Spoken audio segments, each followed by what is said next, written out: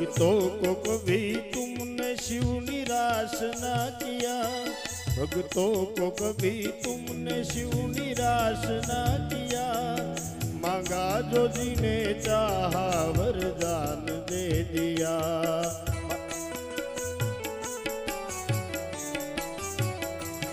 भक्तों को कभी तूने शिव निराश ना किया। मांगा जो जिने चाहा वरदान दे दिया। बड़ा है तेरा दाईदा बड़ा दातार तू, इतना उदार तू। आयो शरण तिहारे भोले तार तार तू। आयो शरण तिहारे शंभु तार तार तू। कैलाश के निवासी नमू बार बार हूँ, भोले बार बार हूँ। आयो शरण तिहारे शंभु तार तार तू। आयो शरण तिहारे भोले तार तार तू।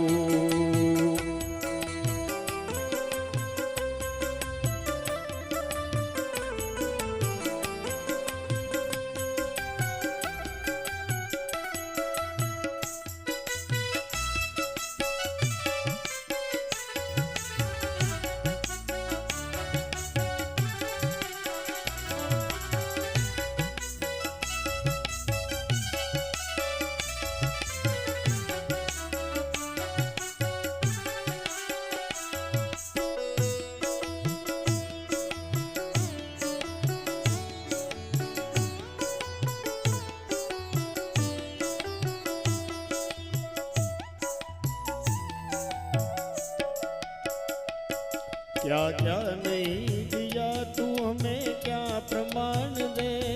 क्या क्या नहीं दिया तू हमें क्या प्रमाण दे। बसे गए त्रिलोक शंभु तेरे नाम से।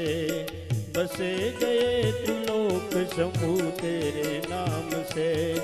जहर पिया जहर पिया जीवन दिया कितना उदार तू, कितना उदार तू। आयो शरण तिहारे भोले तार तार तू।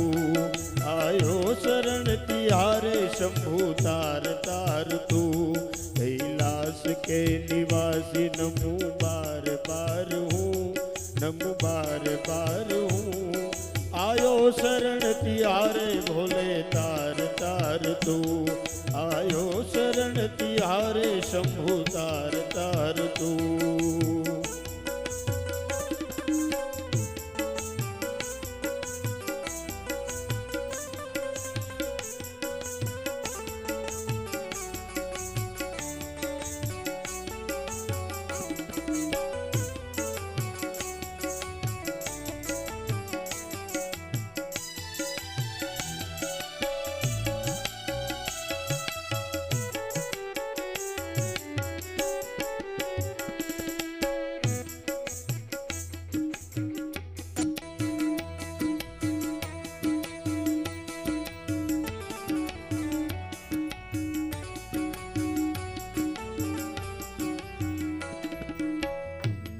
शिवाय ओम नमः शिवाय। नमः शिवाय ओम नमः शिवाय। नमः शिवाय ओम नमः शिवाय। नमः शिवाय ओम नमः शिवाय। हर हर भोले नमः शिवाय। हर हर भोले नमः शिवाय। नमः शिवाय ओम नमः शिवाय। नमः शिवाय ओम नमः शिवाय। नमः शिवाय ओम नमः शिवाय। नमः शिवाय ओम नमः शिवाय। नमः शिवाय ओम नमः शिवाय। नमः शिवाय ओम नमः शिवाय।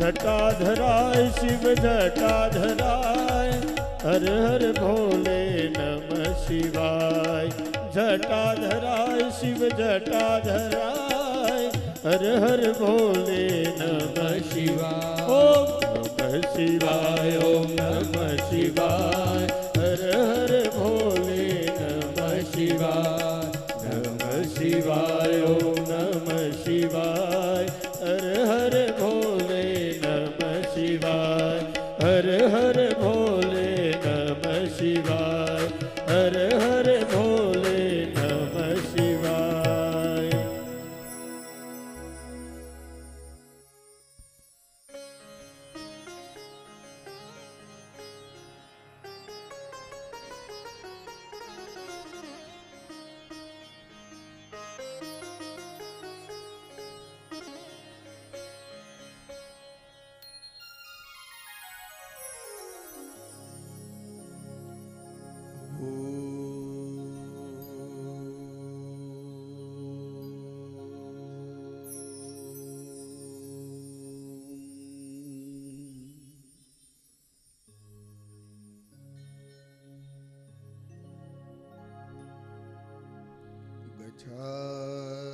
गजाननं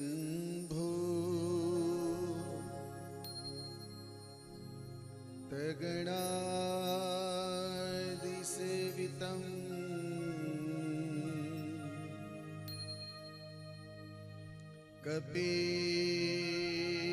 कपीतजम्बो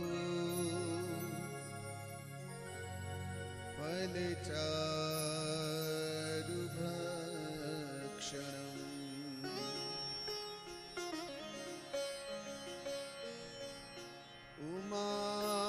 उमाशुतं शो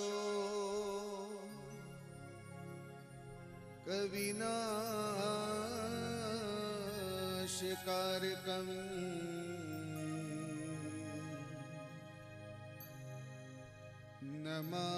नमामि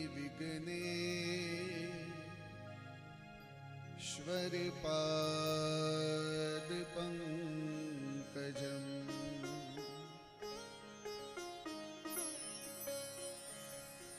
या श्री स्वयं सुकृतिना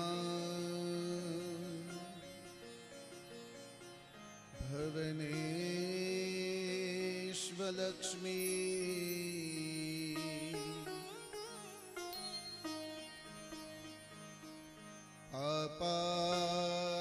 आपात्मनम्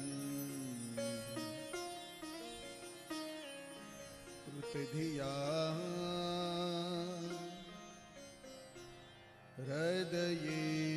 हृदयेषु बुद्धि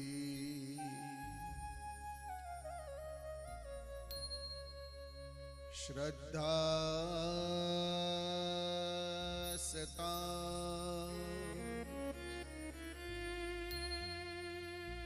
कुलजनम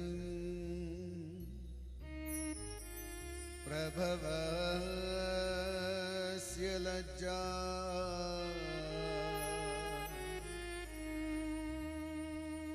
तां त्वां नता स्म परिपालय देवि विश्वम्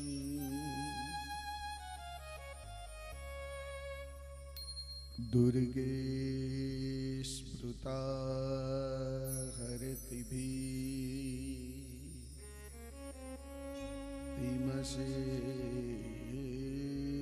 जन्तु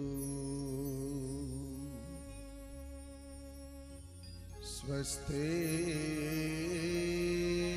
स्मृता मतिमति वशुभं ददासि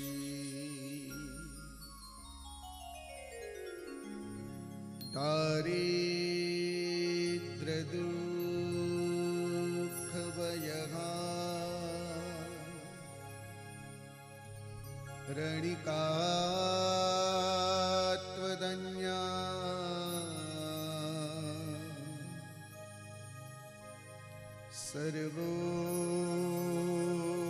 सर्वोपकार करणा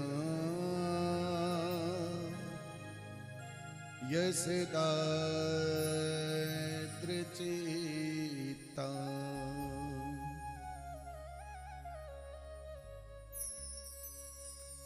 मृत्युञ्जय महादेव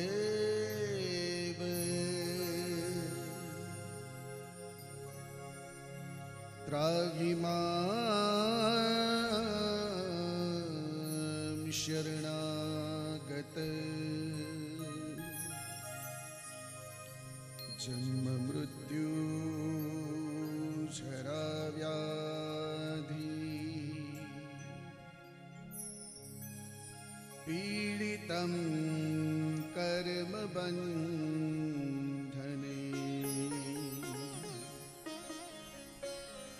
जन्म मृत्यु जरा व्याधि पीडितं कर्म बन्धने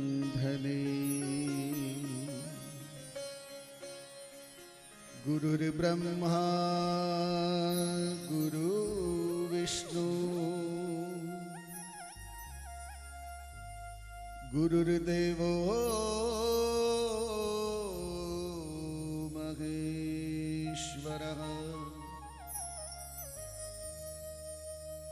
गुरुर्साक्षात् परः ब्रह्म तस्मै श्री गुरवे नमः।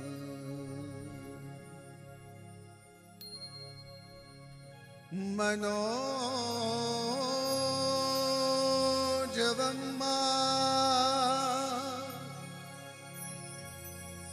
ऋततुल्यवेगम्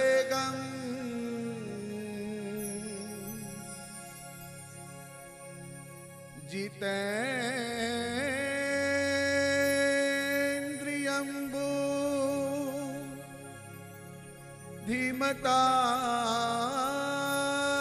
वरिष्ठं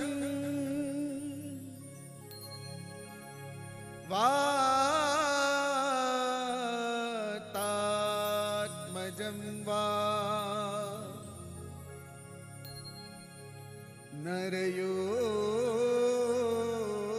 नरयोधमुख्यं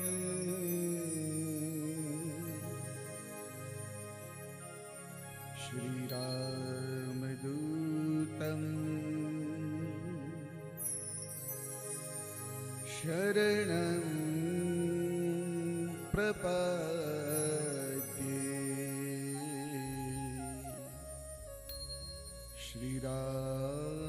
श्रीरामदूतं शरणं प्रपद्ये। आइए हनुमंत बिराजिए कथा कहूँ मति अनुसार प्रेम सहित गादी धरो बिराजो पवन कुमार बिराजो पवन कुमार। बोलिए अम्बे मात की जय, बहुचरा मात की जय, नव दुर्गा मात की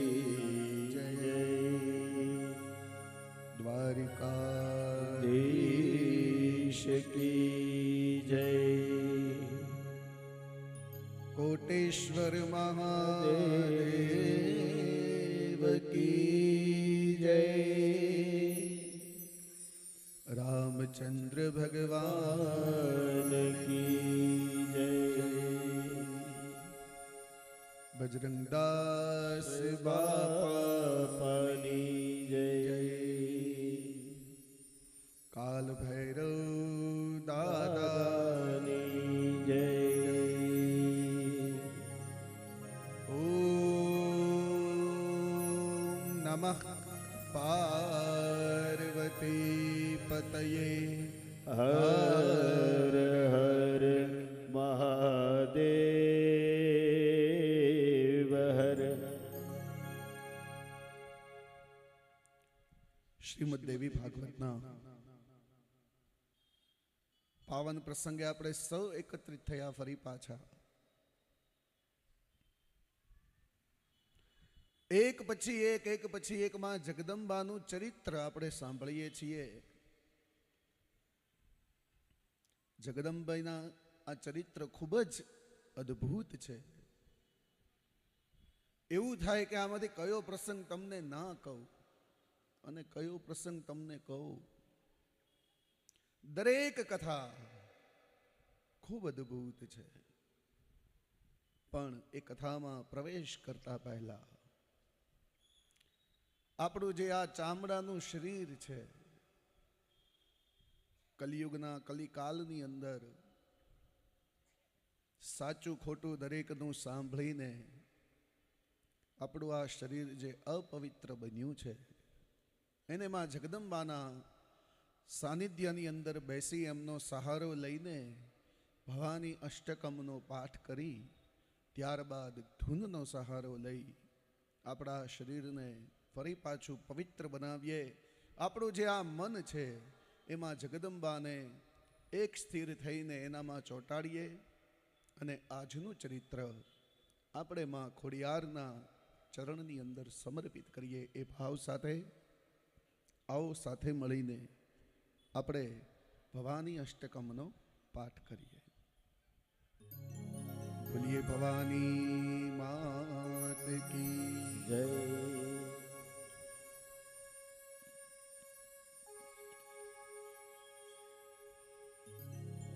નતાતુ ન માતા ન બંધુર્ન દાતા ન પુત્રો ન પુત્રી ન ભૃત્યો ન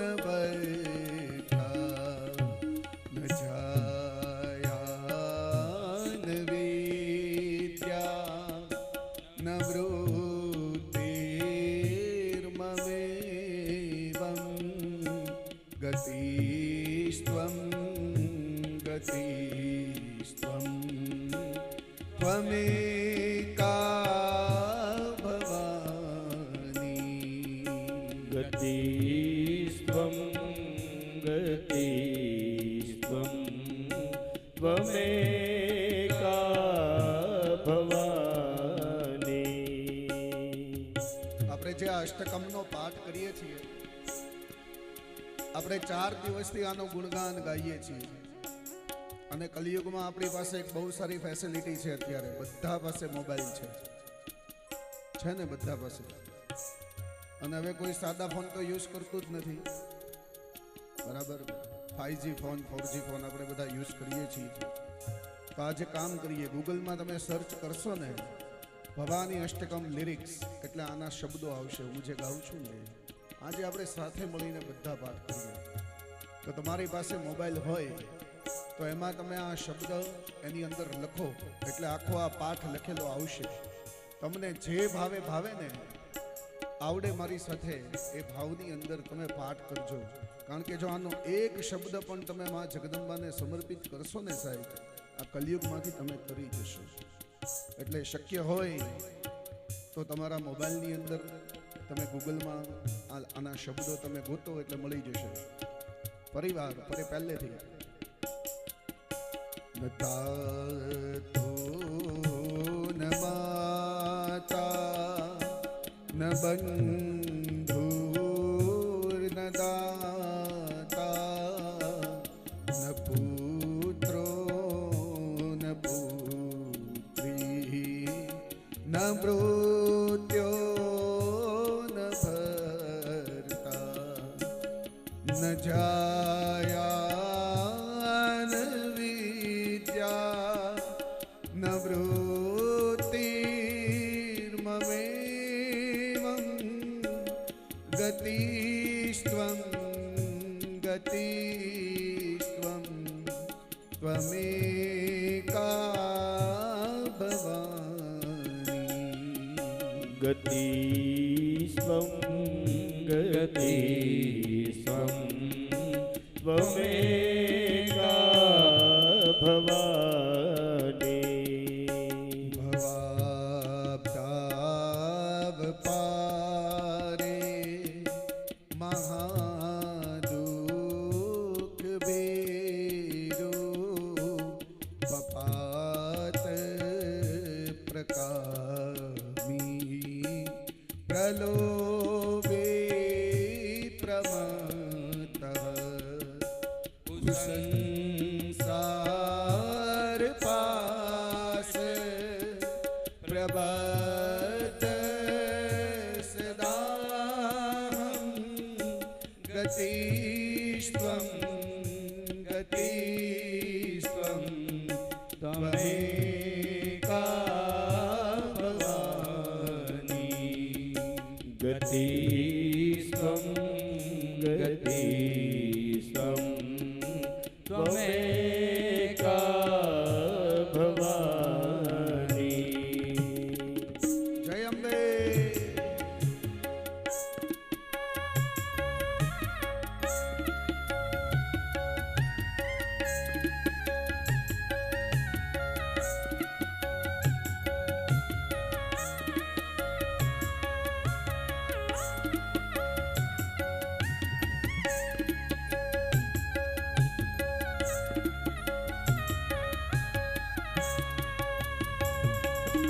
ન જાનામિ દાનં ન ચ ધ્યાનયોગં ન જાનામિ તંત્રં ન ચ સ્તોત્રમંત્રં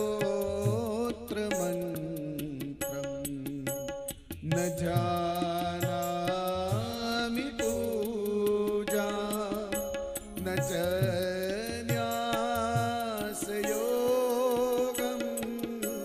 ગતિસ્ત્વં ગતિસ્ત્વં ત્વમેકા ભવાની ગતિસ્ત્વં ગતિસ્ત્વં ત્વમેકા ભવાની. ન જાનામિ પુણ્યં ન જાનામિ તીર્થં ન જાનામિ મુક્તિં લયં વા કદાચિत् ન જાનામિ ભક્તિં વ્રतं વાપि માત ગતિસ્ત્વં ગતિસ્ત્વં ત્વમેકા ભવાની ગતિસ્ત્વં ગતિસ્ત્વં ત્વમેકા ભવાની. જય ખોડિયાર.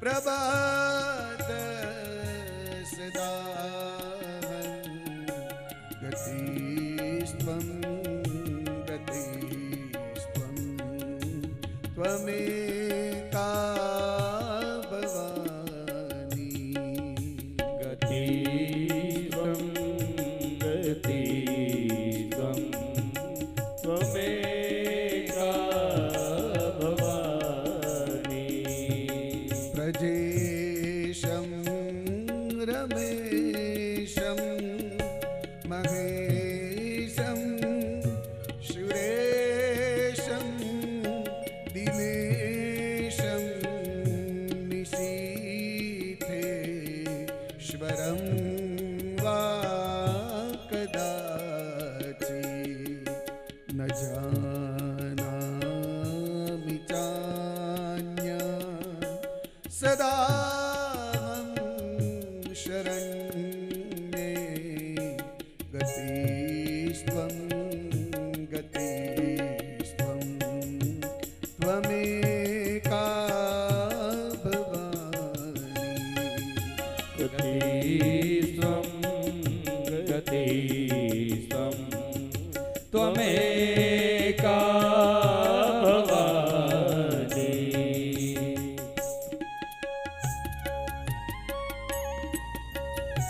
જય અંબે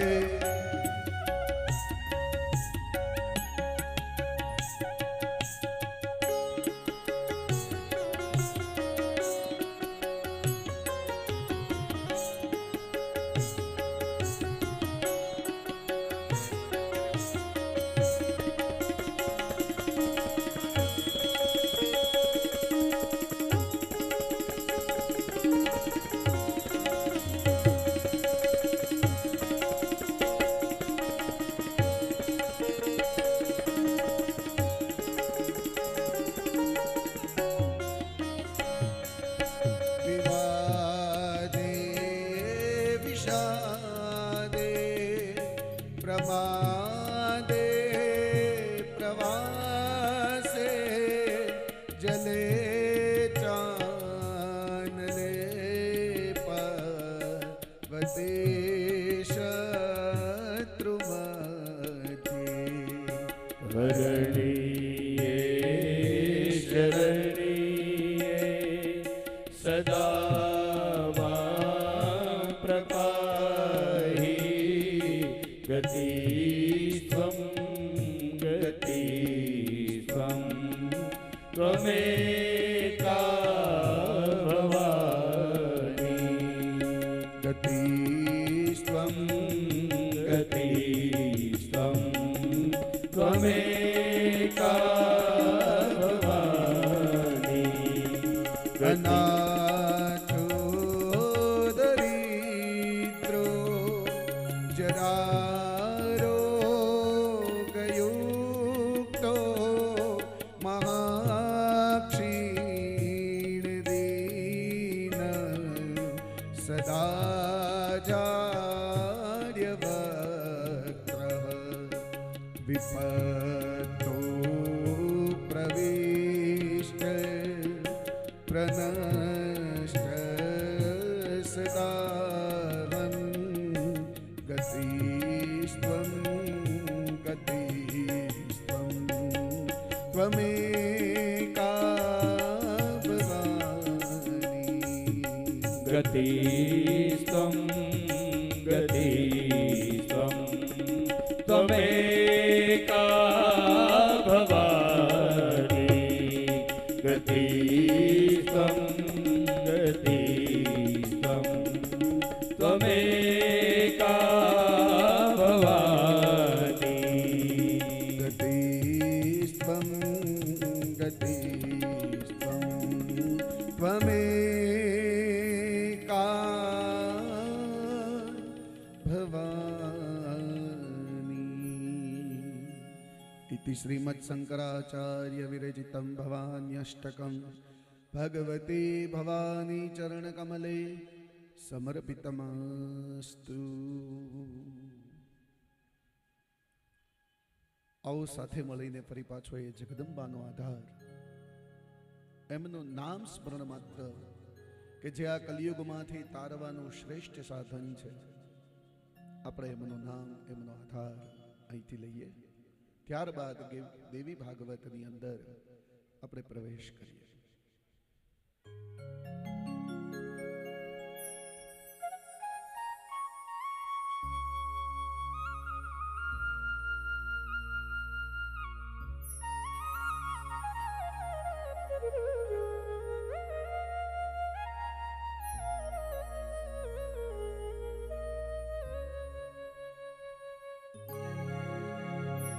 मेरो तो आधार श्री अम्बा के चरणारविंद.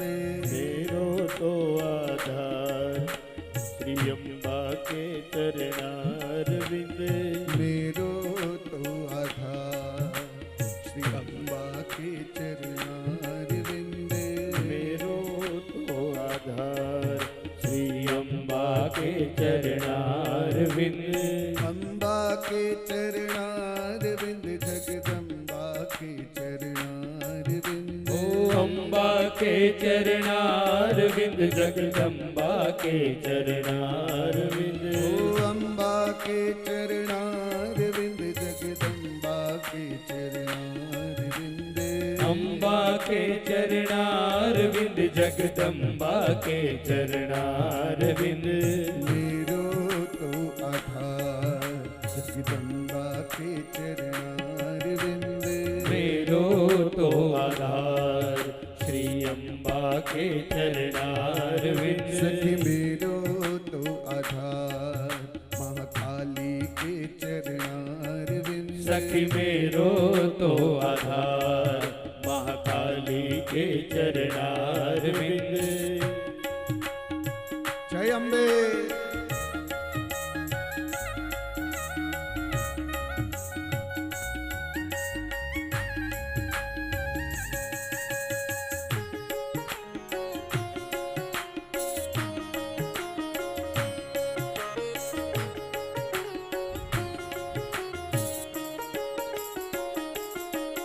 मेरी कुकड़ा वाली माँ बहुचर के चरणारविंद. मेरी कुकड़ा वाली माँ माँ बहुचर के चरणारविंद. मेरी कुकड़ा वाली माँ बहुचर के चरणारविंद. मेरी कुकड़ा वाली माँ माँ बहुचर के चरणारविंद. मेरी मकर वाली माँ खोडल के चरणारविंद. मेरी नंबर वाली माँ माँ कोटल के चरणारविंद. मेरी मकर वाली माँ खोडल के चरणारविंद. मेरी मगर वाली माँ माँ कोटल के चरणारविंद. ओ अम्बा के चरणारविंद जगदम्बा के चरणारविंद. हो अम्बा के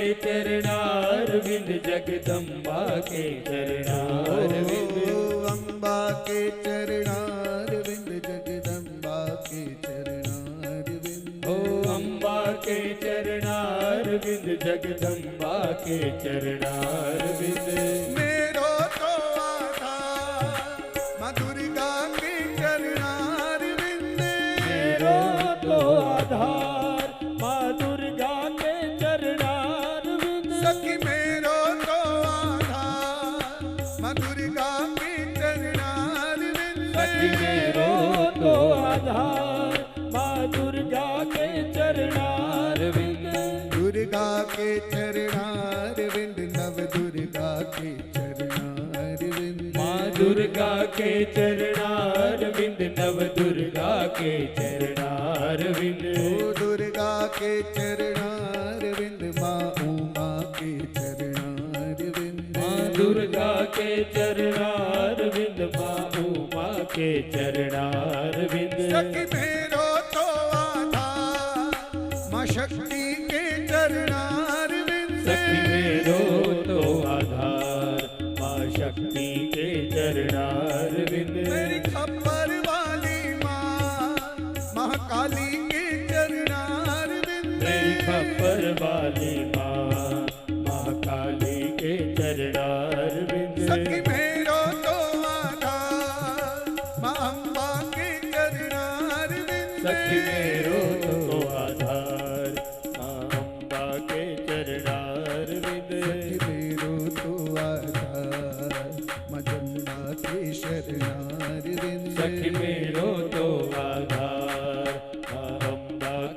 चरणारविंद जगदम्बा के चरणारविंद जगदम्बा के चरणारविंद माँ बहुचर के चरणारविंद ममता के चरणारविंद नव दुर्गा के चरणारविंद नव दुर्गा के चरणारविंद मेरो तो आधार माँ खोडल के चरणारविंद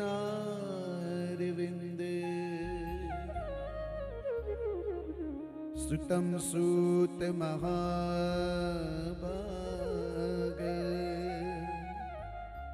मिष्टम ते वचनामृतम्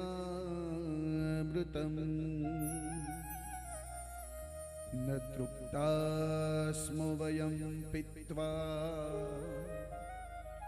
द्वैपायन कृतं शुभम्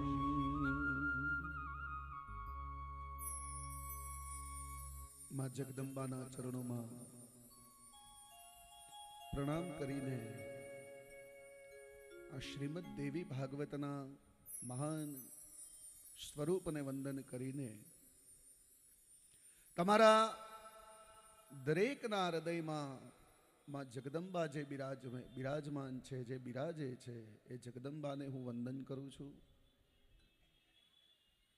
અહીંયા રહેલી તમામ ઉર્જાઓ મંદિરની અંદર બિરાજમાન તમામ દેવી દેવતાઓને મારા કોટી કોટી વંદન. શ્રોતાજનોના ચરણોની અંદર મારા કોટી કોટી વંદન. દરેકને જય અંબે.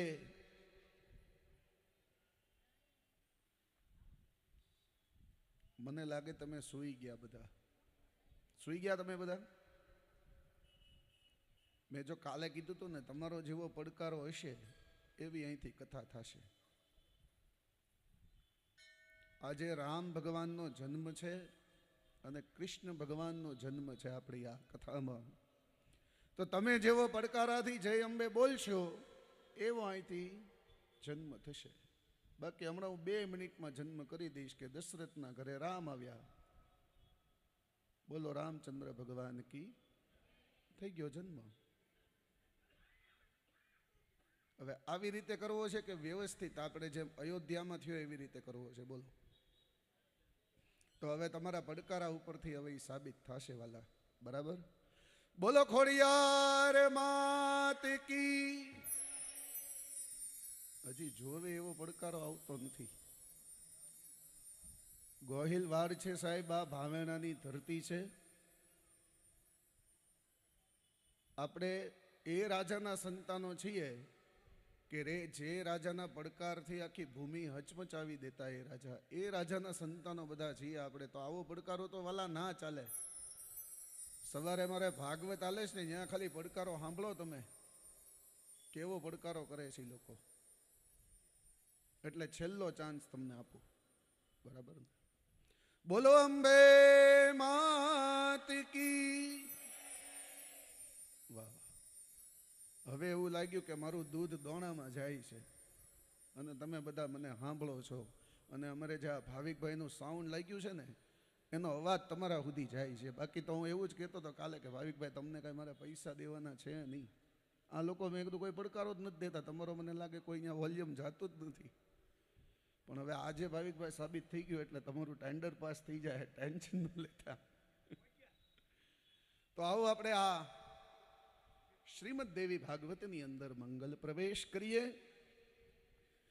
ગઈકાલે આપણે જોયું સુરથ નામનો રાજા, એમની આપણે વાત સાંભળી. અને એક વેપારી વાણિયાની જે વાણીઓ છે એમની વાત સાંભળી. વેપારી વ્યક્તિ છે, વૈશ્ય છે, એમની વાત સાંભળી કે એમણે બંનેમાં જગદંબાનું સાનિધ્ય લીધું હતું અને એથી કરીને રાજાને ભક્તિ પ્રાપ્ત થઈ. અને પેલો જે વેપારી વાણિયો હતો એને એનો ગયેલો પરિવાર પાછો મળ્યો છે. આ દરેક વાત જન્મે જઈને ભગવાન વ્યાસજીએ સંભળાવી. ત્યારબાદ આપણે ગઈકાલે એ સાંભળ્યું કે આપણે જે ચંડી પાઠ કરીએ છીએ એ ચંડી પાઠનું મહત્વ શું છે. આ પણ મેં તમને સમજાવ્યું.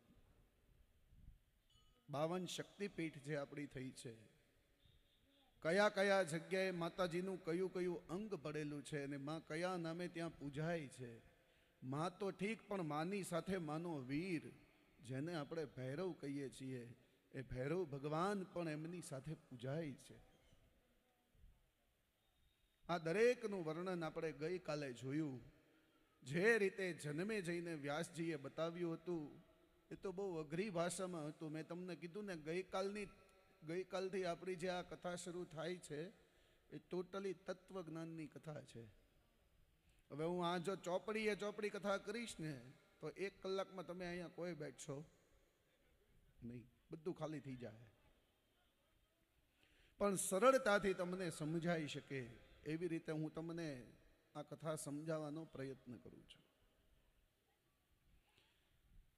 વ્યાસજીની જેવી આવી મુખેથી એ કથા સાંભળી જન્મેજય, એટલે જન્મેજયે ફરી પાછો પ્રશ્ન કર્યો કે હે વ્યાસ મુનિ, આગળની કથા થોડી અમને કહો કે આગળ કોણે કોણે દેવીનું સાનિધ્ય લીધું અને માં જગદંબાએ એને કયા પ્રકારનું ફળ પ્રદાન કર્યું. આપણે અત્યાર સુધીમાં 5 સ્કંદની કથા સાંભળી ગયા છીએ અને આજે 6થા સ્કંદમાં આપણે પ્રવેશ કરવાનો છે. તો આવો 6થા સ્કંદની અંદર મંગલ પ્રવેશ કરીએ, એમાં જગદંબાનું ફરી પાછું સાનિધ્ય લઈએ આપણે.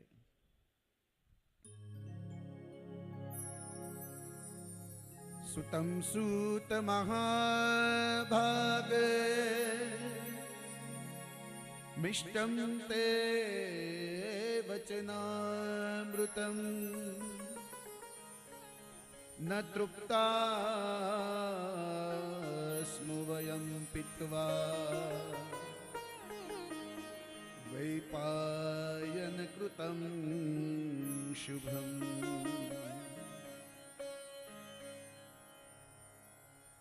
ઋષિઓનો પ્રશ્ન સાંભળીને સુતજી કહેવા લાગ્યા છે કે હે વ્યાસ મુનિ, આ વ્યાસજીએ જે રચેલી આ કથાનું આપના મુખેથી મને જે આ પાન કરવા મળે છે એ સાંભળીને અમે હજી પણ તૃપ્ત થતા નથી. કારણ કે માં જગદંબાની કથા જ એવી છે કે ગમે એટલી સાંભળીએ પણ છતાં તૃપ્તિ થતી નથી. આ કથા કેવી છે તો કે કેરીના રસ જેવી છે. ઉનાળામાં હવે કેરીની સિઝન શરૂ થશે ને,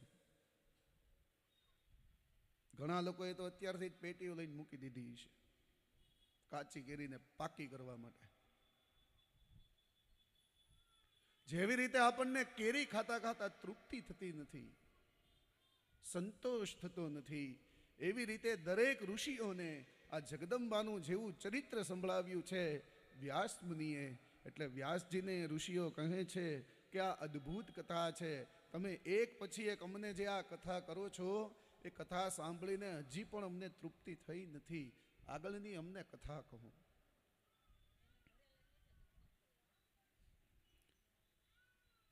વ્યાસજી કહેવા લાગ્યા છે કે પવિત્ર આ પાપને નાશ કરનારી જે આ કથા છે, માં જગદંબાનું જે ચરિત્ર છે એ ફરી પાછું હું તમને કહું છું, તમે સાંભળો. અને ભગવાનનો એક પરમ ભક્ત છે, એનું નામ છે ત્વષ્ટા. આ ત્વષ્ટાનો પુત્ર છે વૃતાસુર. આ વૃતાસુર ખૂબ જ પરાક્રમી છે. મહાત્મા ઇન્દ્રએ યુદ્ધમાં કેવી રીતે એમને માર્યો હતો. એ ત્વષ્ટા દેવતાઓના પક્ષનો જ હતો, છતાં પણ તેના પુત્રને ઇન્દ્રએ શા માટે માર્યો? દેવતાઓનો જન્મ સત્વગુણથી, મનુષ્ય જન્મનો રજોગુણથી અને પશુનો જીવજંતુઓનો તમોગુણથી જન્મ થયેલ છે. સત્વગુણથી જન્મેલ ઇન્દ્ર એ બળવાન વૃતાસુરને કપટથી કરીને મારી નાખ્યો હતો. એક સત્વગુણી બીજા સત્વગુણી વ્યક્તિને મારે એ કેવું વિચિત્ર કહેવાય. સત્વગુણમાં કદી પણ કપટ ન હોવું જોઈએ. ભગવાન વિષ્ણુ સત્વગુણમાં પ્રેરણા કરનાર હતા અને તે ભગવાન હોવા છતાં પણ મોટું કપટ કરીને એ વ્રજમાં પેસી ગયા હતા. આવા મહાસાત્વિક વિષ્ણુ ભગવાને કપટ શા માટે કર્યો? વિષ્ણુ ભગવાન અને ઇન્દ્રએ વૃતાસુરની સાથે સંધિ કરીને પછી આ વિશ્વાસઘાતની અને આ પાણીના ફીણથી એમને માર્યો હતો. આ શા માટે બન્યું? વૃતાસુરને કપટથી મારીને ઇન્દ્રએ બ્રહ્મ હત્યાથી થયેલા પાપનું ફળ મેળવ્યું કે નહીં? આપ અગાઉ જે પ્રમાણે જણાવી ચૂક્યા છો કે શ્રીદેવીએ વૃતાસુરનો નાશ કર્યો હતો. આનું રહસ્ય શું છે? કૃપા કરીને મને કહો. સુતજી કહેવા લાગ્યા કે હે મુનિવરો, વૃતાસુરના નાશને લગતી કથા હું તમને કહું છું, સાંભળો. વૃતાસુરને કેવું વરદાન હતું કે વૃતાસુર ભીનાથી પણ ના મરે અને સૂકાથી પણ ના મરે.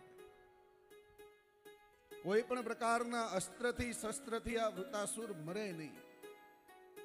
વૃતાસુર અસુર છે.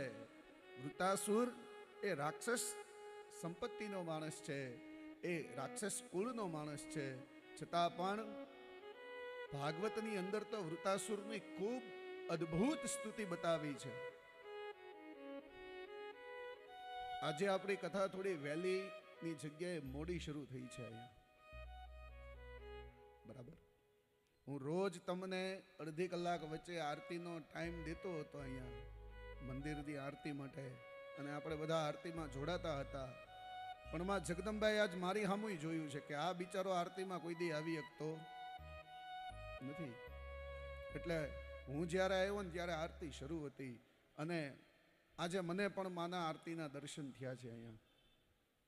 એટલે સૌથી પહેલાં તો અમારા મામા, તમારો આભાર માનું ભગતજી, કે તમે થોડીક આરતી વહેલી કરી અને મને પણ લાવો મળ્યો છે. અમારા લાલાભાઈની સાથે ભગતે જે કંઈ કર્યું છે બધા માટે બહુ સારું. કે વચ્ચે આપણી કથા આજે ઊભી જ ન રહે, કન્ટિન્યુ આજે કથા જ સાંભળવાની છે. થોડું મારે આજે મોડું થઈ ગયું છે અહીંયા આવવામાં પણ, કારણ કે મારે તળાજામાં ભાગવત ચાલે છે, ત્યાં પણ આજે રામ જન્મ હતો અને કૃષ્ણ જન્મ હતો, એટલે ત્યાં થોડું મારે મોડું થઈ ગયું હતું આજે. એટલા માટે થોડી કથા આપણી આજે મોડી શરૂ થઈ છે, પણ બને ત્યાં સુધી બધી જ કથા તમારી સુધી સાવ સરળ રીતે હું પહોંચાડવાનો પ્રયત્ન કરું છું. તો વૃતાસુરને ભગવાને એક એવું વરદાન આપ્યું હતું કે સૂકાથી પણ ના મરે અને લીલાથી પણ ના મરે. પણ આ વૃતાસુર છે એ ભગવાન કૃષ્ણનો પરમ ભક્ત છે. વૃતાસુરે જગદંબાની એવી ઉપાસના કરી હતી, માં જગદંબા પાસેથી એવું વરદાન મેળવેલું હતું. એમની સંપૂર્ણ કથા કહે છે કે પેલો જે ઇન્દ્ર હતો એમને બ્રહ્મહત્યાનું પાપ લાગ્યું હતું.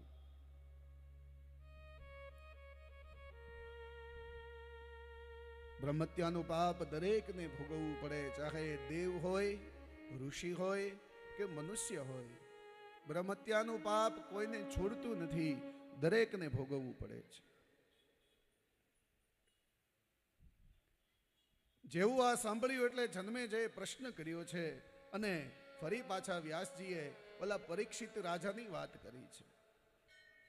પરીક્ષિત રાજા જન્મેજયે સત્યવતી નંદન વ્યાસજીને એવો પ્રશ્ન કર્યો હતો, ત્યારે એણે એવો જવાબ આપ્યો કે જન્મેજયે પૂછ્યું હતું કે હે મુનિ, ઇન્દ્રએ વૃતાસુરનો વધ કર્યો એ પ્રાચીન કથા છે, તો પછી આ અસુરને દેવીએ કઈ રીતે માર્યો? એક જ વૃતાસુરને હણનારા ઇન્દ્ર અને દેવી આ બંને કઈ રીતે હોઈ શકે? હે મુનિ, આ વૃતાસુર વધની કથા અમને થોડી વિસ્તારથી કહો ને, મારે સાંભળવી છે. વ્યાસજી કહેવા લાગ્યા કે હે રાજન, તમે ધન્ય છો, કારણ કે કથા શ્રવણ કરવામાં તમારો ભક્તિ રસ વધી રહ્યો છે. એક શ્રેષ્ઠ શ્રોતા તરીકે તમે મને ઉત્તમ પ્રશ્ન કર્યો છે. એક ચિત્તે તમે કથા સાંભળો છો, એમનું પણ તમને ફળ ચોક્કસ મળશે. કહેવા લાગ્યા કે પ્રાચીન કાળમાં એકવાર ઇન્દ્ર અને વૃત્તાસુર વચ્ચે ભયંકર યુદ્ધ થયું હતું. આ કથા વેદ અને પુરાણમાં જાણીતી છે કે ઇન્દ્રએ વૃતાસુરને શત્રુ જાણીને એમનો વધ કરી નાખ્યો હતો. આથી અમને ખૂબ દુઃખ ભોગવવું પડ્યું હતું. વિષ્ણુ અને ઇન્દ્રએ કપટ કરીને વૃતાસુરને જ્યારે માર્યો હતો તેમાં આશ્ચર્ય એ જોવા જેવું હતું. કારણ કે ભગવતી મહામાયાના પ્રભાવથી મોટા મોટા ઋષિ, મોટા મોટા મુનિઓ પણ બુદ્ધિ ભ્રષ્ટ થઈ જતી હોય છે.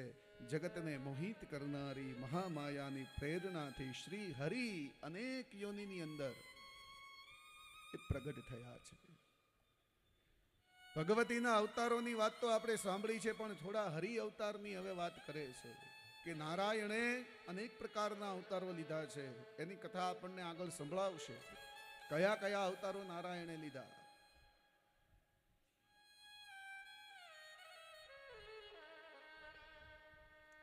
વ્યાસ મુનિ કહી રહ્યા છે કે બધા જ જીવો અનેક પ્રકારના પાપ કરનારા હોય છે, અનેક કરનારા પુણ્ય કરનારા પણ હોય છે, પણ દરેકને પોતાનું પાપ અને પુણ્ય એમનું ફળ ભોગવવું પડે છે. પેલા ઇન્દ્રએ પણ વૃતાસુરને કપટથી માર્યો હતો.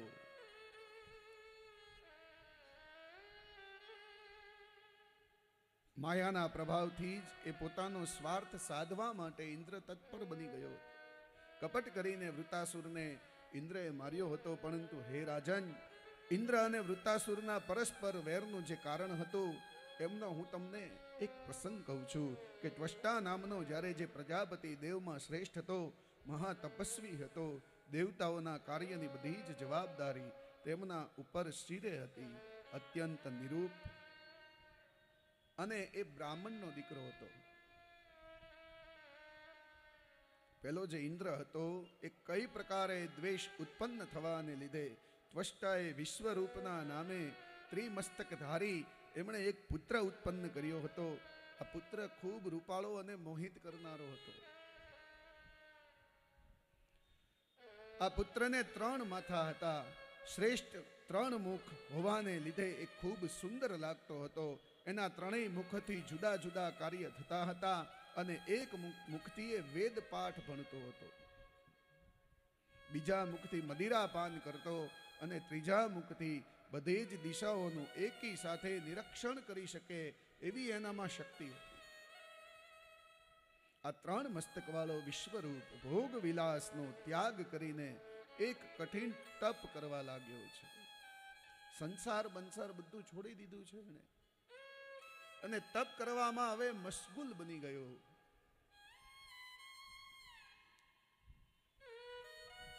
તપની અંદર પણ એ જીતેન્દ્રિય હતો, ભગવાનનું તપ કરી રહ્યો હતો. આથી એણે ધર્મનો આશ્રય કર્યો હતો. ગરમીના દિવસોમાં પંચ અગ્નિનું સેવન કરીને વર્ષા ઋતુમાં વૃક્ષોની ટોચની ડાળીઓની ઉપર બેસીને ઊંધે માથે એ તપ કરતો હતો. શિયાળામાં જળની અંદર રહીને તપ કરતો. આમ બધી જ જગ્યાએ ખૂબ કઠિનમાં કઠિન એણે તપ કર્યું હતું. નિરાહાર અને જીતેન્દ્રિય એ દરરોજ જરૂરી એવી વસ્તુઓથી પણ એમને ત્યાગ કરી નાખ્યો. આ પ્રમાણે તપ કરતો જોયો ત્યારે ઇન્દ્ર ખૂબ દુઃખી થવા લાગ્યો. વિચાર કરવા લાગ્યો કે આ વિશ્વરૂપ જો આવી જ રીતે તપ કરશે તો ભગવાન એની ઉપર પ્રસન્ન થઈ જશે અને આ વિશ્વરૂપ મારું ઇન્દ્રાસન લઈ લેશે. ઇન્દ્ર રાજાને એક જ બીક હોય, કોઈ પણ જગ્યાએ મોટું તપ થતું હોય, કોઈ પણ જગ્યાએ મોટું અનુષ્ઠાન થતું હોય, કોઈ પણ જગ્યાએ મોટો યજ્ઞ થતો હોય, એટલે ઇન્દ્ર રાજાને એક જ વસ્તુની બીક હોય કે આ કદાચ ભગવાનને પ્રસન્ન કરશે અને સ્વર્ગ માંગી લેશે તો મારું ઇન્દ્રાસન જતું રહેશે. અહીંયા પણ એને એવી ડર બીક લાગવા લાગી મનની અંદર. તપના પ્રભાવથી વિશ્વરૂપ અપાર તેજસ્વી બની ગયો અને શક્તિ એમની ખૂબ વધવા લાગી છે. આ જોઈને ઇન્દ્ર દિવસ રાત ચિંતા કરવા લાગ્યો. પરાક્રમી પુરુષ, વિદ્વાન, કોઈ પણ પ્રકારની અપેક્ષા વગર તપ કરે છે.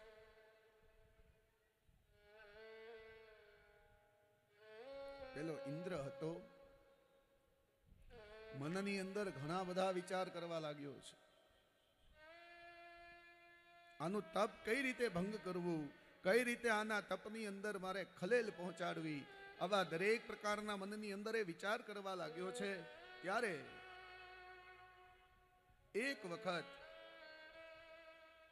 એણે અનેક પ્રકારની અપ્સરાઓને મોકલી છે. ઉર્વશી, રંભા, મેનકા, ધ્રુતાચી, તિલોત્તમા, આ બધા અપ્સરાઓને આજ્ઞા કરી અને ઇન્દ્રએ એ પોતાના રૂપનું અભિમાન રાખનારી જે પ્રકારની અપ્સરાઓને બોલાવીને કહ્યું કે તમારે બધાને મળીને મારું એક કામ કરવાનું છે.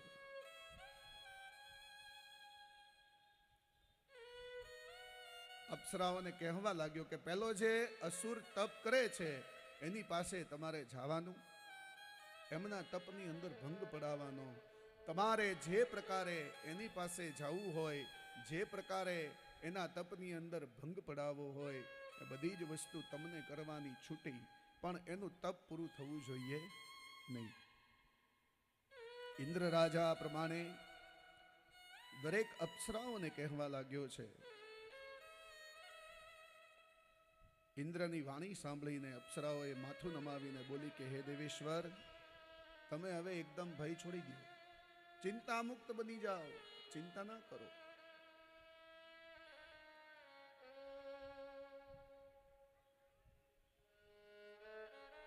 એનું તપ તોડવું તો અમારા માટે સાવ સહેલી વાત છે. અમે અપ્સરા છીએ, અમને ભગવાને રૂપ કેવું આપ્યું છે, અમને રૂપનું અભિમાન છે. એનું તાપ અમે છોડાવી દઈશું. તમે હવે સાવ ચિંતા મુક્ત બની જાઓ. રાજા, તમે તમારું કામ કરો. આ પ્રમાણે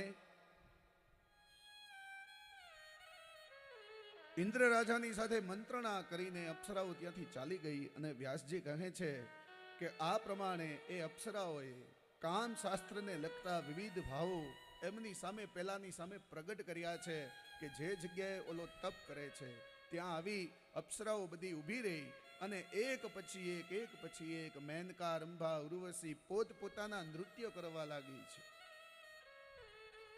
પણ ઓલું કેને કે ભાઈ જેને તપ જ કરવું છે એને કાંઈ ફેર પડે? આ કાંઈ આપણી જેવી થોડી પૂજા છે. પૂજા ચાલતી હોય ને ધ્યાન મહેમાનમાં હોય, આવું ન હોય. તપ એટલે તપ હોય.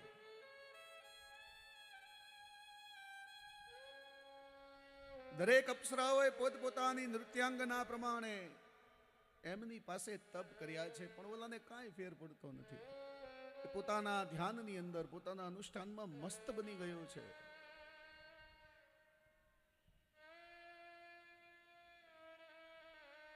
ત્યારબાદ અનેક પ્રકારના કામ શાસ્ત્રના આસન, પ્રાણાયામ બધી જ વસ્તુઓ અપ્સરાઓ કરી લીધી એમની સામે, પણ ફરી પાછું ઓલાને કાંઈ ફેર પડતો નથી. એ તો પોતાના તપની અંદર મસ્ત બની ગયો, ડૂબી ગયો છે. ભગવાનની સાથે એમનો એકાકાર બની ગયો છે, લીન બની ગયો એમની પાસે.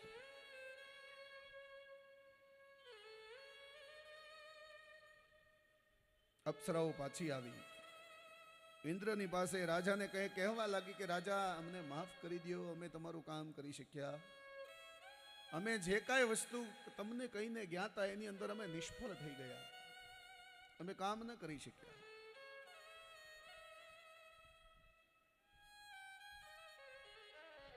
તમે ઘણી બધી ઈચ્છાઓથી અમને એની પાસે મોકલી હતી, પણ અમે તમારું એક પણ કામ ના કરી શક્યા. રાજા, અમને માફ કરી દો. ઇન્દ્રની સાથે આવી રીતે એમણે મંત્રણા કરી, ચર્ચાઓ કરી છે. ત્યારે હવે આ ઇન્દ્ર કે મારે બીજો રસ્તો લેવો પડશે, એટલે ફરી પાછા એમની પાસે જે કાંઈ દેવતાઓ હતા, વરુણદેવ, અગ્નિદેવ, વાયુદેવ, આ બધાને આજ્ઞા કરી કે હવે એક કામ કરો. અપ્સરાઓ તો ફેલ થઈ ગઈ, એ કાંઈ પોતાનું કામ કરી શકી નહીં, પણ હવે એક પછી એક દેવતાઓ, તમે તમારા પોતપોતાના શક્તિ પ્રમાણે એની ઉપર પ્રહાર કરો અને જે પ્રકારે તપ કરે છે એના તપની અંદર ભંગ પડવો જોઈએ, એનું તપ પૂરું થાય નહીં. એટલે સૌથી પહેલા ઇન્દ્રદેવે પોતાનું અગ્નિ અસ્ત્ર એમની ઉપર ચલાવ્યું. ભયંકર અગ્નિ એમની ઉપર વરસાવી છે. ગરમી અતિશય પ્રમાણે એમની ઉપર જ્વાળામુખી વરસાવ્યો છે, પણ ઓલાને કાંઈ ફેર પડતો નથી. ઓલું કેને કે ભાઈ જેની રક્ષા ભગવાન પોતે કરતા હોય એને કાંઈ પણ વસ્તુની તકલીફ પડે.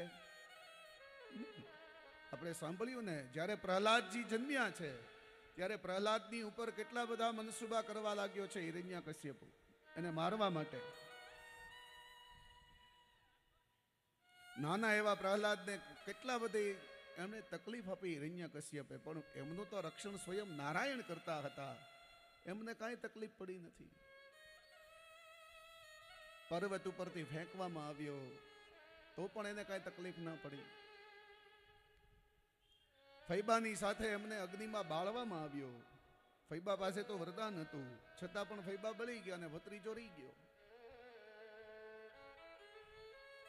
એટલા માટે કહે કે ઝાકો રાખે સૈયા માર શકે ના કોઈ.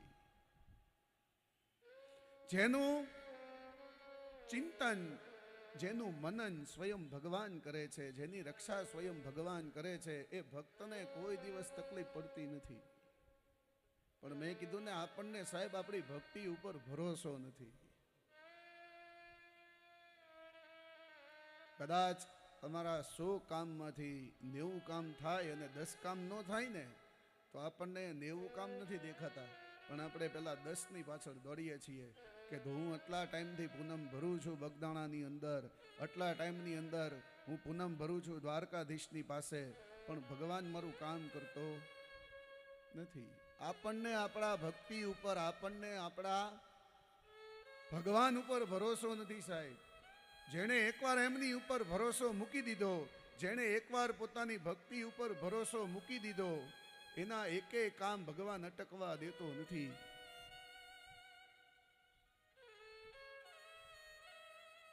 ભગવાન દ્વારકાધીશે તો કુંતાજીના 52 કામ કર્યા છે. કેટલા કામ કર્યા? 52 કામ કર્યા છે. નરસિંહ મહેતાના પિતાનું શ્રાદ્ધ કર્યું ભગવાને.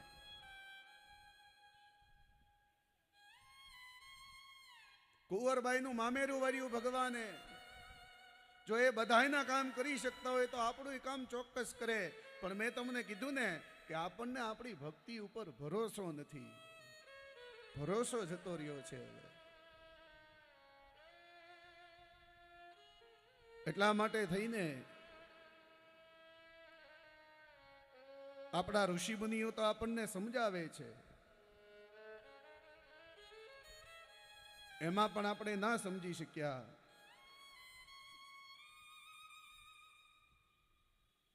પણ આપણા બધા જે માવળીઓ અમુક અમુક જે કીર્તનો ગાતા ને, એ કીર્તનો દ્વારા પણ આપણને સમજાવતા કે તમે ભક્તિ કરો, પણ ભક્તિમાં ભરોસો ચોક્કસ રાખો. જૂના ભજન હતો ને, આપણા પાનબાઈનું એક ભજન હતું, ભક્તિ રે કરવી અને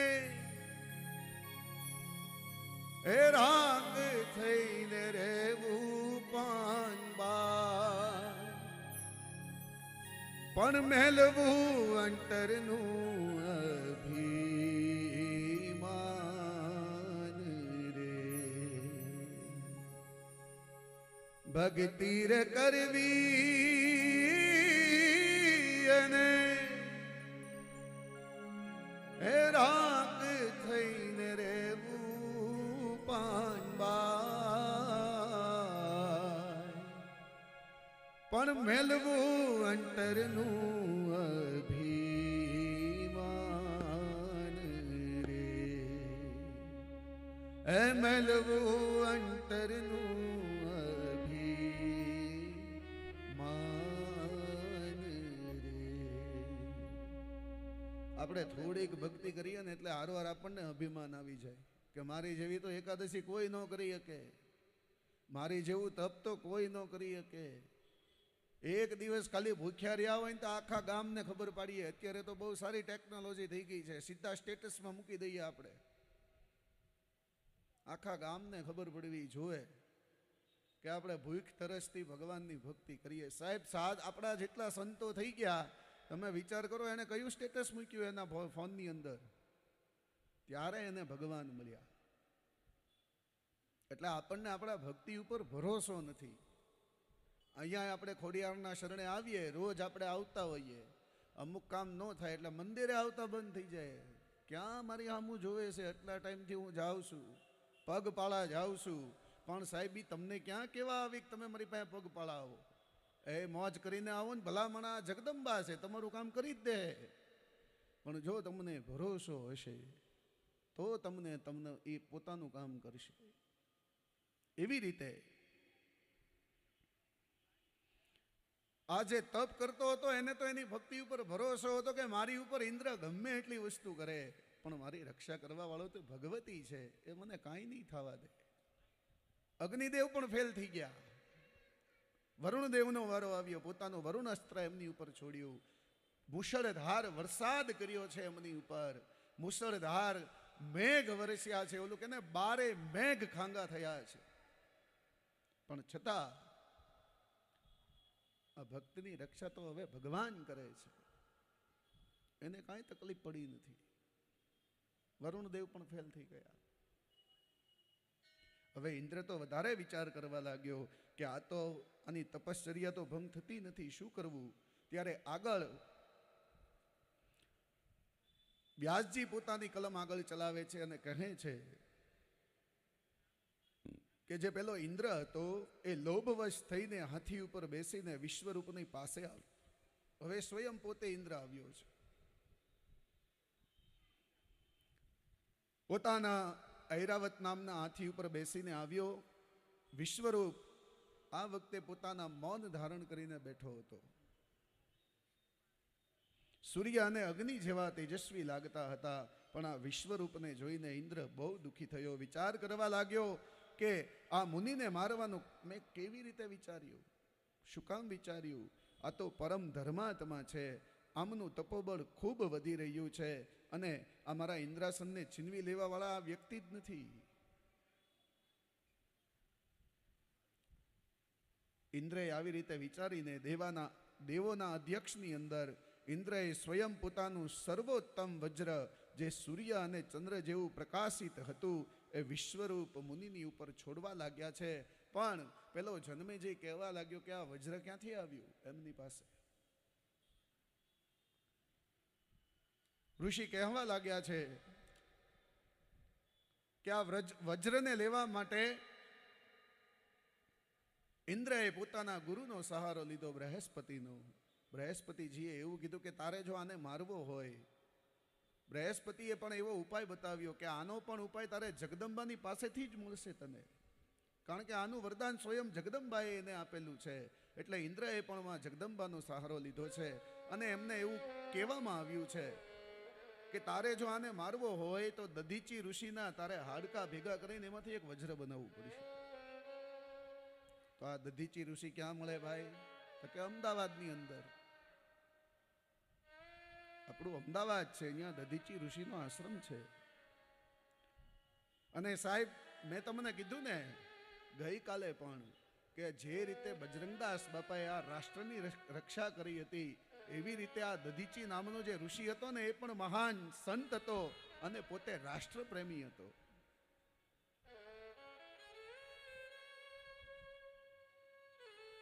ઇન્દ્ર જ્યારે એમની પાસે ગયો પોતાનું હાડકું લેવા માટે, દધીચી ઋષિ કે કાંઈ વાંધો નહીં, મને 10 મિનિટનો સમય આપો, મારે સંધ્યાવંદન જેવું બાકી છે મારી પૂજા, એ હું કરી લઉં, પછી તમને હું મારું હાડકું આપી દઈશ. જો આ જગતનું કલ્યાણ થતું હોય તો મારે તમને મારા હાડકા દેવામાં પણ વાંધો નથી. દધીચી ઋષિ પોતાના નિત્યક્રમ પ્રમાણે પોતાના ભગવાનની ઈશ્વરની સેવા કરવરીને એ પરિવર્યા છે. સંધ્યાવંદન કર્યા પછી આખા શરીરે એને જમવાનું લગાડી દીધું.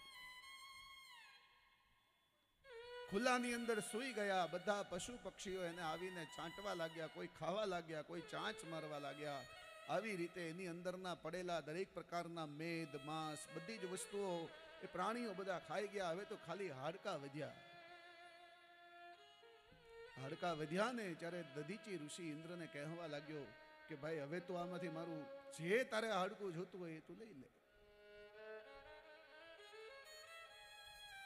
આ ઇન્દ્રએ સરસ મજાનું વજ્ર બને એવું એક હાડકું એમની પાસેથી લીધું અને પાછો આવ્યો છે માં જગદંબાના કહેવા પ્રમાણે. અને ત્યારબાદ વૃતાસુરની સાથે એમનું ભયંકર યુદ્ધ થયું છે અને વૃતાસુરે પણ ભગવાન જગદંબાની એવી ઉપાસના કરી હતી અને જગદંબા એમની ઉપર જ્યારે પ્રસન્ન થઈ ત્યારે જગદંબાની પાસે સૌથી પહેલા તો દરેક અસુરોએ એક જ વસ્તુ માંગી છે કોઈ પણ ભગવાન પાસે, કે મને કોઈ મારી શકે નહીં. એટલે માં જગદંબા વૃત્તાસુરને કહેવા લાગ્યા કે એ તો ભાઈ પોસિબલ નથી, દરેકનું મૃત્યુ નિશ્ચિત છે, એની સિવાયનું તું વરદાન માંગ. ત્યારે વૃત્તાસુર કહેવા લાગ્યો છે માં જગદંબાને કે એક કામ કરો, મને અસ્ત્ર ન મારે, સુકામાં ન બળું મરું, લીલામાં ન મરું, આવું મને વરદાન આપો. જળમાં ન મરું, આકાશમાં ન મરું. જગદંબા કે કાંઈ વાંધો નહીં, તને કોઈ એવી રીતે નહીં મારી શકે. પણ જ્યારે આ દધીચી ઋષિના હાડકા લઈને, વજ્ર લઈને ઇન્દ્ર જ્યારે આવ્યો છે, ત્યારે સૌથી પહેલા તો જગદંબાએ એવું કીધું કે તમારે જો આમની સાથે યુદ્ધ કરવું હોય તો યુદ્ધ કરો, કાંઈ વાંધો નથી, પણ યુદ્ધ કરતા કરતા હું સ્વયં ત્યાં પ્રગટ થાઈશ, તમારે મારી સામે નજર રાખવાની. હું તમને જે પ્રમાણે કહેતી જાઉં એ પ્રમાણે તમે એનો વધ કરજો, પણ સમુદ્રના ફીણ તમારે ભેગા કરવા પડશે. આ સમુદ્રના ફીણ છે એ લીલામાં પણ ન ગણાય અને સૂકામાં પણ ન ગણાય, પ્રવાહી પણ ન ગણાય અને ઘન પદાર્થ પણ ન ગણાય. આ પ્રમાણે ઇન્દ્ર રાજાએ એવી રીતે એમની સાથે યુદ્ધ કર્યું છે અને વૃત્તાસુરનો વધ કર્યો. આ સંપૂર્ણ કથા જન્મેજય મહારાજ અને વ્યાસ મુનિ કહેવા લાગ્યા છે. ત્યારબાદ વૃત્તાસુરનો એક બીજો પણ પ્રસંગ ખૂબ મજાનો છે. આ કથા દેવી ભાગવતમાં નથી, આ કથા શ્રીમદ ભાગવતની અંદર છે કે વૃત્તાસુર એ ભગવાન કૃષ્ણનો પરમ ભક્ત બન્યો, પણ જ્યારે ભગવાન એમની ઉપર પ્રસન્ન થયા ત્યારે ભગવાન પાસે એક જ વસ્તુ માગી છે કે ભગવાન તમે જો મારી ઉપર પ્રસન્ન થયા હોય તો મારે એક વરદાન જોતું છે, તમે મને આપો. ભગવાન કે બોલો બોલો, તમે મારા પરમ ભક્ત છો. સાહેબા લાઈફની અંદર, આ જિંદગીની અંદર કોઈ ન માગી શકે એવી વસ્તુ વૃત્તાસુરે ભગવાન દ્વારકાધીશ પાસે માગી છે. ઓલું કહે કે માગવામાં પણ ફેર પડે છે. આપણી પાસે ભગવાન પ્રસન્ન થાય એટલે શું કહીએ, ભગવાન હાથ પેઢી સુધી ખૂટે નહીં એટલું ધન આપો. આપણને વિટામિન એમ માં જ રસ છે, બાકી એકેયમાં રસ છે નહીં. વૃત્તાસુરની ઉપર એ સ્વયં દ્વારકાધીશ જ્યારે પ્રસન્ન થયા ત્યારે વૃત્તાસુરે જે માગ્યું છે એમની પાસે બહુ અદ્ભુત છે. સૌથી પહેલા તો ભગવાનને એ વસ્તુ કીધી, એક કામ કરો ભગવાન, તમે ગાય બનો ને મને તમારું વાછડું બનાવો.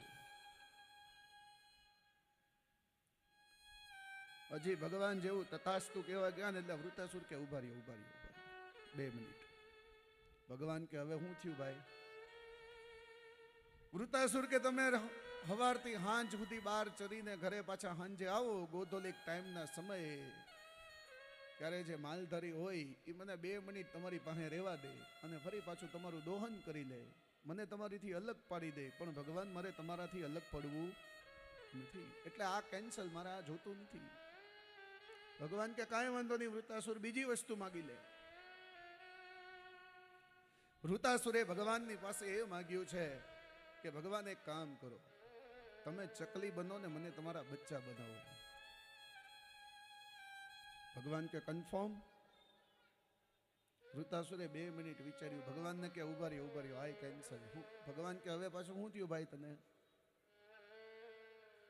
વૃત્તાસુર કે તમે આખો દી બાર ચણી ઉડીને મારી માટે અન્ન લાવો, મને ચાંચમાં ખવડાવો, પણ રસ્તામાં કદાચ કોઈ શિકારીએ તમારો શિકાર કરી લીધો તો મને તમારાથી અલગ પડવાનું મન થતું નથી. ભગવાન મારે તમારાથી અલગ નથી પડવું, એટલે આ વરદાને મારે જોતું નથી. પેલા પોપટલાલની જેમ કેન્સલ. ભગવાન કે કાંઈ વાંધો નહીં, તું મારો પરમ ભક્ત છે, જ્યાં સુધી તને તારા મનની અંદર એવું નહીં થાય કે બસ હવે મારે આ જ વરદાન જોતું છે, ત્યાં સુધી હું તથાસ્તુ તને નહીં કહું. હું તારી હારે બંધાયેલો છું. બોલ આગળનું વરદાન. એટલે વૃત્તાસુરે ફરી પાછું ભગવાન કૃષ્ણને કીધું કે ભગવાન એક કામ કરો, તમે કોઈ માં બનો ને મને તમારો દીકરો બનાવો. ભગવાન કે ભાઈ તું પેલા વિચારી લે, તારું કાંઈ નક્કી નથી. ઘડીક ઘડીકમાં મન ફરી જાય છે તારું. આ મન ફરવા ઉપરથી એક વાત યાદ આવી મને. એક જગ્યાએ આવી રીતે કથા હાલતી હતી, એમાં એક ડોશીમાં ગયા. છેલ્લે અમારા લાલાભાઈએ મસ્તીની આરતી કરાવી, બધા પાસે આરતીની થાળી ગઈ. એટલે પહેલેથી ફરતા ફરતા એ ડોશીમાં હાવ છેલ્લે બેઠા હતા. હાથની અંદર 100ની નોટ એને રાખી હતી. મનમાં એવો વિચાર આવ્યો કે આજે આરતીમાં 100 રૂપિયા મૂકી જ દેવાશ મારે. પણ જેવી આરતી ફરતી ફરતી ધીમે ધીમે આગળ જવા લાગી એટલે સૌથી પહેલા લાઈન વાળાએ સીધા 50ની નોટ મૂકી. એટલે ડોશીમાં કે આપણે 100 મુકાય નહીં, કેન્સલ. ડોશીમાએ ફરી પાછી 100ની નોટ પાકીટમાં મૂકીને 50ની નોટ હાથમાં પકડી. એટલે ફરી પાછી બીજી લાઈનમાં આરતી ગઈ. એટલે એના આગળના લાઈનવાળા હતા ને એને 30 રૂપિયા આરતીમાં મૂક્યા. એટલે ડોશીમાં કે આપણે કાંઈ આની ઉપર જવાય. ફરી પાછી 50ની નોટ મૂકી દીધી પાકીટમાં, 30 રૂપિયા હાથમાં પકડી રાખ્યા ડોશીમાએ. ફરી પાછી ત્રીજી લાઈનમાં આરતી ગઈ એટલે એક વ્યક્તિએ 20ની નોટ મૂકી. ડોશીમાં કે આની ઉપર આપણે ન જવાય. ઘર ધણી જો 20 રૂપિયા મૂકતા હોય તો આપણે કેમ 30 મૂકવા. 30 રૂપિયા જે ડોશીમાએ હાથમાં પકડી રાખ્યા હતા એ ફરી પાછા પાકીટમાં મૂકીને હાથમાં 20ની નોટ પકડી રાખી. એ કે હવે તો 20 તો મૂકી જ દેવા છે કન્ફર્મ. ફરતા ફરતા ફરતા ફરતા એવી રીતે આરતી ગઈ એટલે એમની આગળના લાઈન વાળાએ હતી એ 10ની નોટ મૂકી. એટલે ડોશીમાં કે જો આમાં મને નથી લાગતું કે મારે 20 મૂકવા જોવે, એમ કરીને 20ની નોટ એને પાકીટમાં પાછી મૂકી દીધી. 10ની નોટ પકડી રાખી ડોશીમાએ. આમ કરતા કરતા છેલ્લે 5ના સિક્કા સુધી આવી ગયા માતાજી. છેલ્લે હજી ફરતા ફરતા ડોશીમાએ 8આના પકડી રાખ્યા. પણ આમ ક્યારના પકડા હતા ને આમ મજબૂત એટલે પરસેવાના ચોંટી ગયા હતા હાથમાં. પણ જેવી આરતી એની પાસે ગઈ ને એટલે એ સિક્કો એમાં થાળીમાં પડ્યો નહીં. એટલે ડોશીમાં કે આ નહીં, મારી પાસેથી જવું ગમતું નથી, પાછો પર્સમાં મૂકી દીધો. એટલે વૃતાસુરને ભગવાને એવું કીધું કે તું વિચારી લે ભાઈ, તારું મન વારા ઘડીએ ફરે છે, તારે હું જોતું છે. ઘણા બધા વરદાન વૃતાસુરે માગ્યા પણ છેલ્લે એક જ વસ્તુ માગી કે ભગવાન જો ખરેખર તમે પ્રસન્ન થયા હોય તો મારે આ છેલ્લું વરદાન એ જોતું છે કે તમારો કોઈ સાચો ભક્ત હોય એના આ ભક્તના પગની ધૂળ તમે મને બનાવો, મારે બીજું કાંઈ જોતું નથી. ભગવાન તમારો કોઈ સાચો ભક્ત હોય, તમારી ભક્તિ કરતો હોય, એના પગની મને તમે ધૂળ બનાવો, મારે એના પગની ધૂળ બનવું છે. કારણ કે ભગવાન ઉપર કદાચ તમે ગમે એટલા પ્રહાર કરશો ભગવાન સહન કરી લેશે, પણ જો ભગવાનના ભક્ત ઉપર તમે એકે પ્રહાર કર્યો તો ભગવાન અવતાર નહીં લે, ડાયરેક્ટ પ્રગટ થઈ જાય. એ પછી તમારું કાંઈ નહીં સાંભળે. વૃતાસુરે અદ્ભુત ભગવાન પાસે માંગ્યું છે. ભાગવતની અંદર તો એવી સ્તુતિ કરી છે કે ભગવાન દાસાનું દાસો ભવતાસ્મિ ભૂય, મને તમારો કોઈ દાસ હોય એના પગની ધૂળ બનાવો, મારે એ ધૂળ બનવું છે, બસ મારે બીજું કાંઈ જોતું નથી. તો જન્મેજય રાજાને પણ વ્યાસ મુનિએ આ અદ્ભુત ચરિત્ર સમજાવ્યું છે. ત્યારબાદ આગળ જન્મેજય રાજાને કહેવા લાગ્યા છે કે તપમાંથી ફરી પાછા આવ્યા, વૃતાસુરનો વધ થયો છે, ઇન્દ્રએ એમને મારી નાખ્યો છે. જન્મેજય આગળની કથા હું તને કહું છું કે આ ફરી પાછી સૃષ્ટિની ઉત્પત્તિ કેવી રીતે થઈ એમની સંપૂર્ણ કથા છે, પણ આ કથા આપણે આગળ જોઈ લીધી છે એટલે તમને હાવ ટૂંકની અંદર સમજાવી દઉં કે વિષ્ણુ ભગવાનના નાભીમાંથી એક કમળ ઉત્પન્ન થયું છે. આ કમળ ધીમે ધીમે ખુલ્યું એટલે એમાંથી એક ભગવાન ઉત્પન્ન થયા. 4 દિશાની અંદર જોયું એટલે ભગવાનના 4 મોઢા થયા. આકાશમાં જોયું એટલે ભગવાનનું 5મું મોઢું થયું અને એ ભગવાનનું નામ પડ્યું બ્રહ્માજી. આ બ્રહ્માજીએ આ સૃષ્ટિની ઉત્પત્તિ કરી છે. ભગવાન વરાહ નારાયણે હિરણ્યાક્ષની સાથે યુદ્ધ કરીને પૃથ્વીને પોતાના દાઢની ઉપર બેસાડી બહાર લાવ્યા. બ્રહ્માજીને કીધું કે મેં આ પૃથ્વીને બહાર લાવ્યો છું, તમે એની અંદર સર્જન કરો. એટલે ભગવાને પૃથ્વીનું સર્જન કર્યું. સૌથી પહેલા નીચેના 7 પ્રકારના પાતાળ બનાવ્યા છે.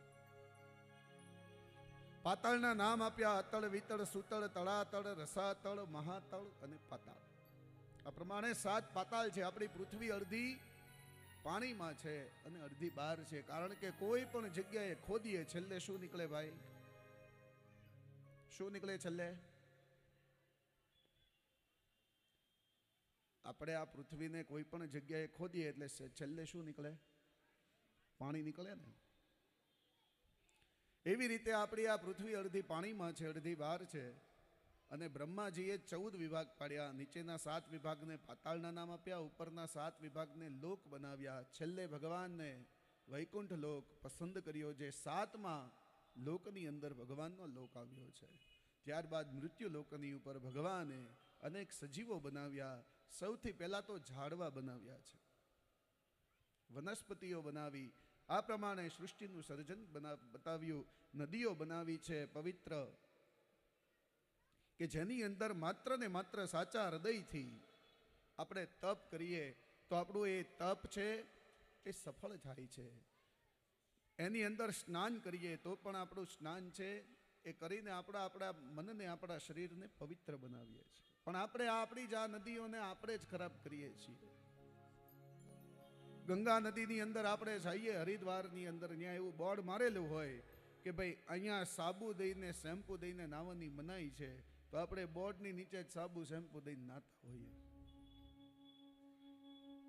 કારણ કે આપણને, મેં તમને કીધું ને, સહેલાઈથી મળી ગયું છે એટલે કોઈ કદર નથી.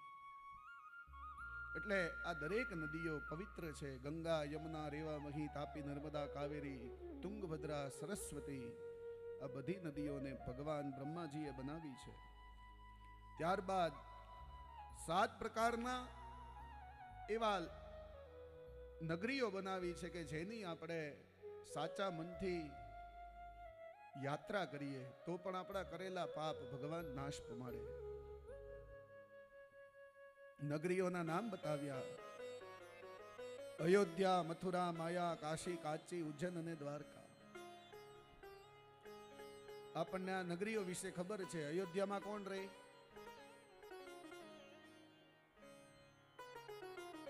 તમારો અવાજ અહીંયા આવતો નથી મારી સુધી. અયોધ્યામાં કોણ રહે? રામ ભગવાન રહે. મથુરામાં કોણ રહે? કૃષ્ણ ભગવાન રહે. માયા નગરીમાં કોણ રહે? તો આ માયા નગરી કઈ ભાઈ? ખબર છે તમને? હરિદ્વાર ક્ષેત્ર જે છે ને, હરિદ્વાર, એ હરિદ્વાર ક્ષેત્રને માયા નગરી કહેવાય છે. કારણ કે મેં તમને કીધું ને, 52 શક્તિપીઠમાંથી એક શક્તિપીઠ હરિદ્વારની અંદર છે અને એની અધિષ્ઠાત્રી દેવી માયા દેવી છે. એટલે એમનું નામ માયા નગરી છે. એટલે હરિદ્વારમાં હવે કોણ રહે?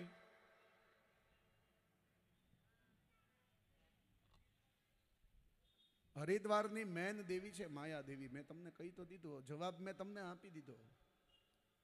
એની બીજી દેવી છે મા ગંગા, જેની અંદર ત્યાં આપણે સ્નાન કરીએ. આ હરિદ્વારની અંદર પણ સાચા હૃદયથી જો આપણે યાત્રા કરીએ તો આપણા કરેલા પાપો ભગવાન નાશ પામે છે. પણ એ કયા પાપ? અજાણતા થયેલા પાપ છે. પછી અહીંથી આપણે ભયંકર પાપ થઈને દર વર્ષે ડૂબકી લગાડવા જઈએ તો એ કાંઈ પાપ ધોવાય નહીં. એટલે માયા નગરી, અયોધ્યા, મથુરા, માયા, કાશી નગરી. કાશીમાં કોણ બેઠું છે? કાશી નગરમાં કોણ બેઠું છે? મહાદેવ બેઠા છે. બરાબર ને? કાંચન નગરી. કાંચન નગરી એટલે કઈ નગરી ભાઈ? પુષ્કર. પુષ્કરમાં કોણ છે? આ હું તમારી કોઈ પરીક્ષા નથી કરતો, તમને થોડી ખબર પડે ને એટલે હું તમને પૂછું છું. બાકી હમણાં હું ફટાફટ કથા વાંચી જઈશ, તમને બધું ઉપરથી જાહે. એટલે પુષ્કરમાં કોણ બેઠું છે ભાઈ? બ્રહ્માજી. અને પુષ્કર છે ને એ તીર્થનો રાજા કહેવાય છે. તમે કોઈ પણ તીર્થની યાત્રા કરો, પણ જો પુષ્કરની યાત્રા ના કરો તો તમને એકેયનું ફળ મળે નહીં. અને ઓલ ઓવર ઇન્ડિયામાં ભગવાન બ્રહ્માજીનું એક જ મંદિર છે પુષ્કરની અંદર. એટલા માટે એને કાંચન નગરી કહેવામાં આવે છે. અવંતિકા, અવંતિકા એટલે ઉજ્જૈન. ઉજ્જૈનની અંદર કોણ બેઠું છે? ભગવાન મહાદેવ બેઠા છે, ભગવાન કાલ ભૈરવ બેઠા છે ઉજ્જૈનની અંદર. અને છેલ્લી નગરી આપણી કઈ? તો કે દ્વારકા નગરી. દ્વારકામાં કોણ બેઠું છે? દ્વારકામાં કોણ બેઠું? ભગવાન દ્વારકાધીશ. અને સાતમી નગરી બતાવી છે પુરી, એટલે કે જગન્નાથપુરી. આની અંદર ભગવાન જગન્નાથ બેઠા છે. આ સાત નગરીની જો આપણે સાચા મનથી યાત્રા કરીએ તો પણ આપણા કરેલા પાપો ભગવાન એનો નાશ પમાડે છે. પણ આપણે કોઈ યાત્રા કરવા જતા નથી. ઓલું કહે ને કે ભગવાન આપણને પહેલેથી જ ફેસિલિટી આપી છે, એટલે ફેસિલિટીમાં પણ આપણે ચાયણી મારી મારી મારી મારી મારીને ફેસિલિટી ભોગવીએ છીએ. સૌથી પહેલાં તો આપણે નક્કી કર્યું હોય કે ભાઈ અહીંથી હરિદ્વાર જવું છે, એટલે સૌથી પહેલાં તો અહીંયા કઈ કઈ સારી હોટલો હોય, કઈ કઈ પ્રકારની ફેસિલિટી હોય, ગુજરાતી થાળી ક્યાં મળશે, કઈ જગ્યાએ ગંગાનો કિનારો આપણને નજીક પડશે, આ બધું જોઈને આપણે અહીંયા જઈએ. પણ એક સાવ સાચી વાત કરું તમને, આ વસ્તુ અહીંથી બોલાય નહીં. પણ એક વાત તમને કહું છું, આપણી કરતાં બીજા બધા સંપ્રદાયો એટલા માટે આગળ છે કે એના પોતાના ધર્મને એ લોકો 100% માને છે. એ લોકો જ્યારે હજ કરવા જાય ને ત્યારે એકેય ફેસિલિટી ભોગવતા નથી સાહેબ એ લોકો. એટલા માટે એ લોકો આપણીથી આગળ છે. બાકી સત્ય સનાતન ધર્મ તો એટલો બધો પવિત્ર છે આપણો કે એની અંદર તમે જો ધર્મ પ્રમાણે ચાલશો તો તમને જિંદગીમાં કોઈ તકલીફ નહીં પડે.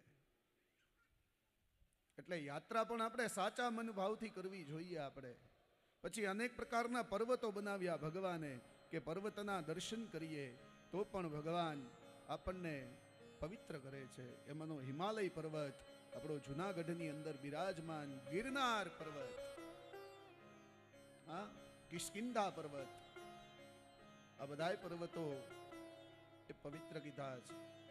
પછી દરેક પ્રકારના જીવો બનાવ્યા. ભગવાને કહ્યું કે દરેકને જીવવાનો અધિકાર કેટલો? તો કે 100 વર્ષનો. કીડીથી માંડીને દરેક વ્યક્તિને. પણ દરેકના આયુષ્યનું કેલ્ક્યુલેશન બહુ અલગ અલગ છે. મનુષ્યનું પણ જીવન છે 100 વર્ષનું છે. પણ કલિયુગમાં ધીમે ધીમે દરેકનું આયુષ્ય ક્ષીણ થતું જ ગયું છે.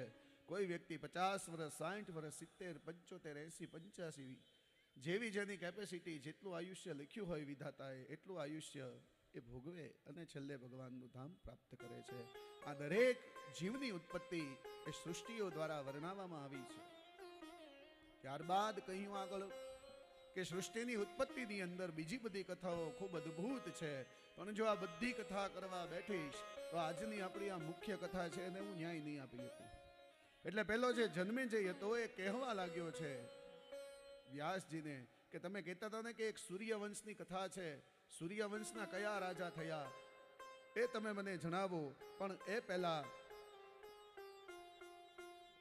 વ્યાસમુનિ જે હતા એ કહેવા લાગ્યા કે પેલો જે નહુષ હતો એણે પણ જ્યારે ઇન્દ્રની પદવી પ્રાપ્ત કરી ત્યારે એણે પણ વ્યભિચાર કર્યો હતો. એક ખરાબ સ્ત્રીનો એને સંગ થઈ ગયો હતો. એટલા માટે થઈને એણે પણ પોતાનું ઇન્દ્રાસન ગુમાવવું પડ્યું હતું.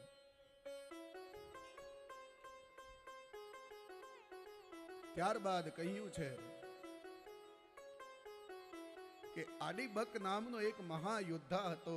એણે તીર્થયાત્રા કરી હતી અને એના તીર્થયાત્રાના કારણે પણ એ પવિત્ર થઈને છેલ્લે એ ભગવાનના ધામની અંદર ગયો છે. ત્યારબાદ ભૃગુઓના વંશની કથા બતાવી છે, હૈની કથા સંભળાવી છે અને હવે સૂર્યવંશની ભગવાન કથા કરે છે.